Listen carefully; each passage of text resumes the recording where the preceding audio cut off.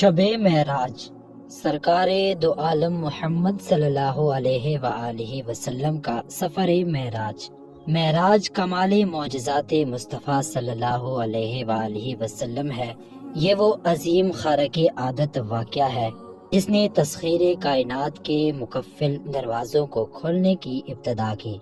رات کے مختصر سے وقفے میں جب اللہ رب العزت حضور رحمت عالم صلی اللہ علیہ وآلہ وسلم کو مسجد حرام سے صرف مسجد اقصی تک بلکہ جملہ سماوی کائنات کی بے انت وسعتوں کے اس پار کعبہ قوسین اور آو ادنا کے مقامات بلند تک لے گیا اور آپ مدتوں وہاں قیام کے بعد اسی قلیل مدتی زمینی ساعت میں اس زمین پر دوبارہ جلوہ افروز بھی ہو گئے۔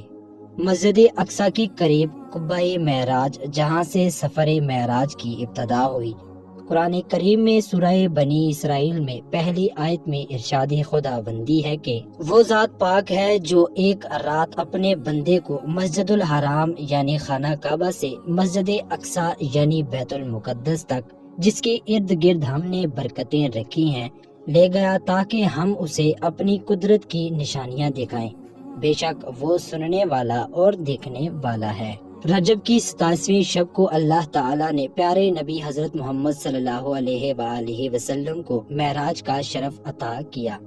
اگرچہ اس واقعہ کے زمان کے بارے میں کئی روایات موجود ہیں لیکن محققین کی تحقیق کے مطابق یہ واقعہ ہجرت سے 3 سال قبل پیش آیا۔ 5 وقت کی نماز اسی معراج کے رات امت پر واجب ہو گئی تھی۔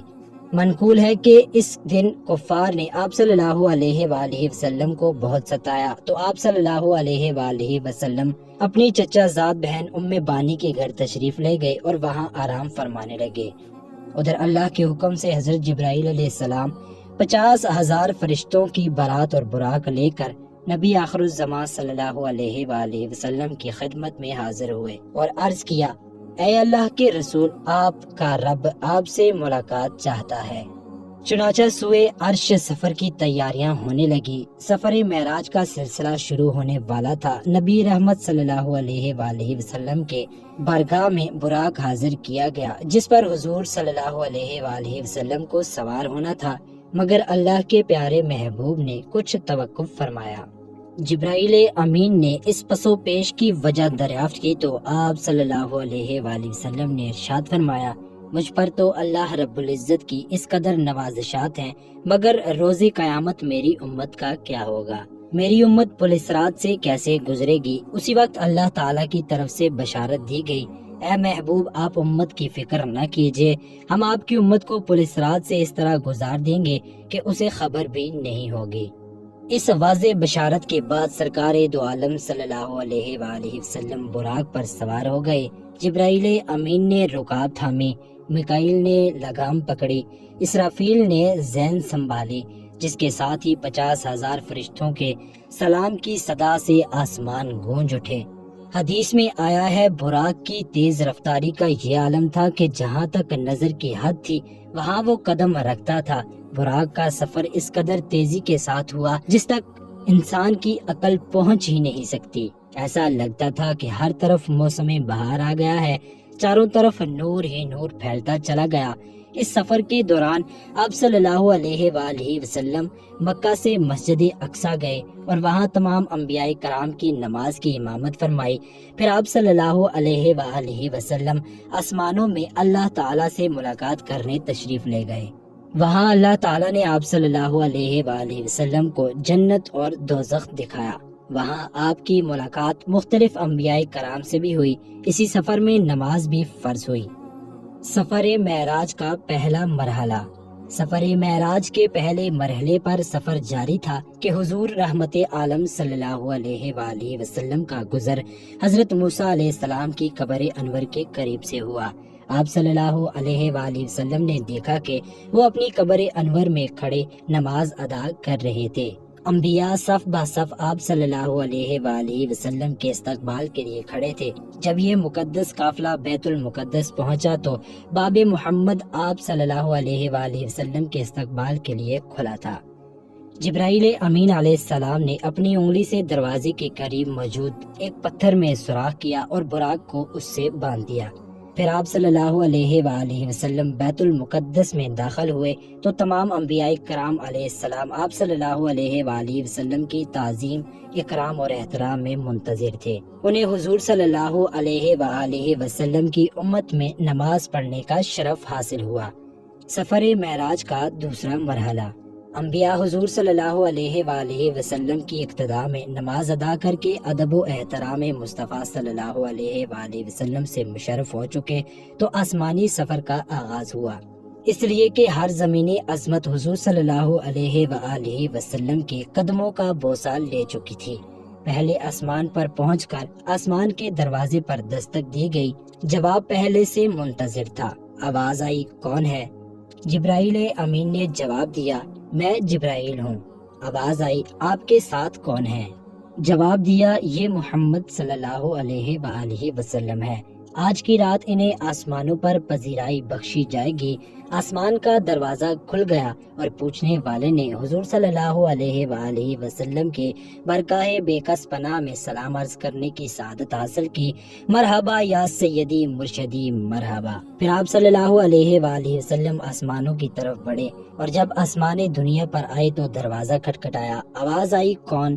جبرائیل امین نے کہا، جبرائیل۔ پھر کہا گیا، آپ کے ساتھ کون ہے؟ انہوں نے کہا، محمد صلی اللہ علیہ وآلہ وسلم ہے۔ پھر پوچھا گیا، کیا انہیں بلایا گیا ہے؟ جبرائیل امین نے کہا، ہاں۔ آواز آئی، خوش آمدید، کتنا اچھا آنے والا آیا ہے۔ رحمت عالم صلی اللہ علیہ وآلہ وسلم کی ملاقات حضرت آدم علیہ السلام سے ہوئی۔ انہیں بتایا گیا کہ یہ آپ کے جلیل القدر فرزند ہیں، ختم المرسلین ہیں، یہی حضرت محمد صلی اللہ علیہ وآلہ وسلم ہے۔ آقائے دو جہاں صلی اللہ علیہ وآلہ وسلم نے دادا جان کہہ کر آدم علیہ السلام کی برگاہ میں سلام ارشاد فرمایا۔ حضرت آدم علیہ السلام نے سلام کا جواب بھی عرض کیا اور اپنے عظیم فرزند کو دعاؤں سے بھی نوازا۔ اس کے بعد مہمان عرش حضور پر نور صلی اللہ علیہ وآلہ وسلم کو دوسرے آسمان کی طرف اٹھایا گیا۔ پہلے آسمان کی طرح جواب نے دوسرے آسمان کا بھی دروازہ کھولا۔ یہاں حضور صلی اللہ علیہ وآلہ وسلم کی سیدنا عیسیٰ علیہ السلام اور یحییٰ علیہ السلام سے ملاقات ہوئی۔ اس یادگار ملاقات اور آسمان کے ملکوتی مشاہدات کے بعد آپ صلی اللہ علیہ وآلہ وسلم کو تیسرے آسمان کی طرف اٹھایا گیا۔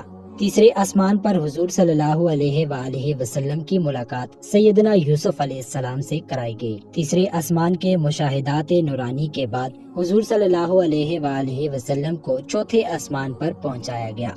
چوتھے آسمان پر آپ صلی اللہ علیہ وآلہ وسلم کی ملاقات حضرت ادریس علیہ السلام سے کرائی گئی۔ اسی طرح حضور صلی اللہ علیہ وآلہ وسلم سفر معراج طے کرتے ہوئے پانچویں آسمان پر پہنچے تو وہاں حضرت ہارون علیہ السلام سے ملاقات ہوئی۔ چھٹے آسمان پر آپ صلی اللہ علیہ وآلہ وسلم کی ملاقات سیدنا موسیٰ علیہ السلام سے ہوئی۔ حضرت موسیٰ علیہ السلام کی چشمان مقدس اشکبار ہو گئیں۔ حضور صلی اللہ علیہ وآلہ وسلم کی عظمت و رفعت کو دیکھ کر رشک کے آنسو چھلک پڑے۔ آپ کی زبان اقدس سے بے اختیار نکلا کہ خدائے بزرگ و بدتر کے یہ وہ برگزیدہ رسول ہیں جن کی امت کو میری امت پر شرف عطا کیا گیا، میری امت پر جسے بزرگی عطا کی گئی۔ یہ وہی رسول برحق ہیں جن کی امت کو میری امت کے مقابلے میں کثرت کے ساتھ جنت میں داخل کیا گیا۔ مہمان ذی حشم صلی اللہ علیہ وآلہ وسلم کی ملاقات ساتویں آسمان پر حضرت ابراہیم علیہ السلام سے ہوئی۔ اس کے بعد حضرت محمد صلی اللہ علیہ وآلہ وسلم جو تخلیق میں واحد ہستی ہیں، جبرائیل امین کے ساتھ سدرۃ المنتہا تک سفر کیا۔ اس مقام پر اللہ تعالیٰ نے انسانوں کو 5 نمازوں کا تحفہ عطا کیا۔ کفار کا رد عمل اور رسول اللہ صلی اللہ علیہ وآلہ وسلم کا جواب۔ معراج کا واقعہ جس رات پیش آیا اس رات رسول اللہ صلی اللہ علیہ وآلہ وسلم اپنے چچا زاد بہن ام بانی کے گھر مقیم تھے۔ آپ نے یہ بات لوگوں کو بتائی تو سب نے اسے ہلکا لیا اور مشرکین طعنہ دینے لگے کہ رسول اللہ صلی اللہ علیہ وآلہ وسلم راتوں رات آسمان گئے ہیں۔ سب نے تردید کی، پر جب لوگوں نے حضرت ابو بکر کو اس واقعے کے متعلق آگاہ کیا تو ابو بکر نے فوراً تصدیق کرتے ہوئے کہا کہ یہ بات رسول اللہ صلی اللہ علیہ وآلہ وسلم نے بتائی ہے۔ لوگوں نے کہا، ہاں بالکل۔ ابو بکر رضی اللہ تعالیٰ عنہ نے کہا کہ رسول اللہ صلی اللہ علیہ وآلہ وسلم نے بتائی ہے، پھر تو سچ ہے۔ حضرت ابو بکر رضی اللہ تعالیٰ عنہ کی اس بات نے رسول اللہ صلی اللہ علیہ وآلہ وسلم کو بہت متاثر کیا، اور آپ صلی اللہ علیہ وآلہ وسلم نے حضرت ابو بکر رضی اللہ تعالیٰ عنہ کو صدیق کا لقب دیا۔ مکہ کا ایک شخص جو شام اور فلسطین زیادہ سفر کیا کرتا تھا آیا اور بولا، اگر آپ واقعی راتوں رات مسجد اقصی اور پھر آسمانوں میں گئے ہیں تو مجھے مسجد اقصی کا پتہ ہے، میں آپ سے سوالات پوچھتا ہوں، آپ جواب دیں۔ پھر اس شخص نے رسول اللہ صلی اللہ علیہ وآلہ وسلم سے مسجد اقصی اور اس کے خد و خال کے متعلق بے شمار سوالات کیے، اور رسول اللہ صلی اللہ علیہ وآلہ وسلم نے سب کے ٹھیک ٹھیک جوابات دیے۔ اس شخص نے رسول اللہ صلی اللہ علیہ وسلم کے تمام جوابات کو درست قرار دیا۔ شب معراج پر اللہ کی خاص عنایت۔ رسول اللہ صلی اللہ علیہ وآلہ وسلم نے اللہ سے پردے میں بات کرنے کا شرف حاصل کیا جو اور کسی کو حاصل نہیں ہوا۔ کائنات کی اس افضل ترین رات میں اللہ تعالیٰ نے حضرت محمد صلی اللہ علیہ وآلہ وسلم کو 50 نمازیں بطور تحفہ دی، جن کی تعداد بعد میں کم کر کے 5 کر دی گئی۔ معراج اور اسراء میں فرق۔ معراج اس روحانی و جسمانی سفر کا نام ہے جس میں حضور صلی اللہ علیہ وآلہ وسلم کو آسمانوں کی سیر کروائی گئی۔ اس کا ذکر سورۃ النجم میں ہے۔ اسراء ایک دوسرا روحانی سفر ہے جو آپ کو مکہ سے بیت المقدس تک کرایا گیا۔ اس کا ذکر سورہ بنی اسرائیل میں ہے۔